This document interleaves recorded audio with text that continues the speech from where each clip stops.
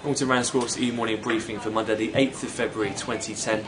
And despite the Asian equity bourses finishing in negative territory, the Nikkei did close down around 1.1%. Things in Europe off to a bit of a better start. We're up around 0.75% in the FTSE, CAC and DAX. That Asian move pretty much predominantly down to the continuation of the declines we had last week. In terms of why Europe is positive, we did see a conclusion of the G7 meeting where much of the Eurozone finance ministers pledged they would continue with their various stimulus programmes, at least for the time being. Also, they pledged to address public debt problems across the Eurozone, as well as Trichet reiterating that he sees that Greece will address their public deficit and their financial problems at the moment. Separately as well, we did see the US Treasury Secretary Timothy Geithner. He spoke at the G7 meeting and made it very clear that the US was not in any danger of losing its AAA credit rating. In terms of how we traded then, with equities higher, fixed income is trading marginally lower this morning, and with the pickup in risk appetite, the dollar index is trading lower at the moment, which is giving some of the commodity prices a bit of a lift.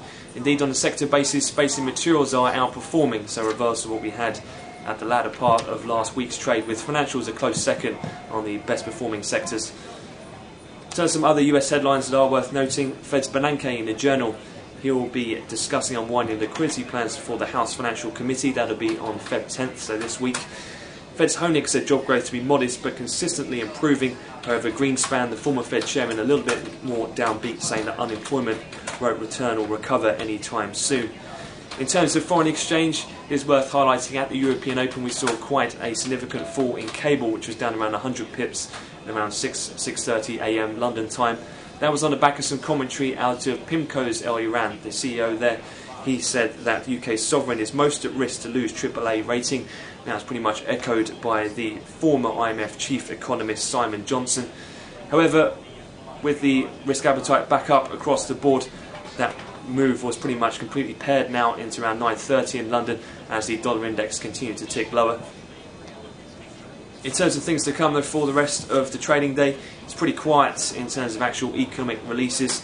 From Canada at 1:15 we'll get the housing start numbers, and from 3 o'clock, so 9 o'clock in Chicago, we'll have the US employment trends. In terms of pre-market earnings, we have CVS, Caremark and also Lowe's companies, and then aftermarket the focus will be on electronic arts. However, as we head through the rest of the session with little scheduled, the focus could well be on the US Treasury issuance for this week, with $81 billion worth to come in. That could well put a cap on T-notes as we progress.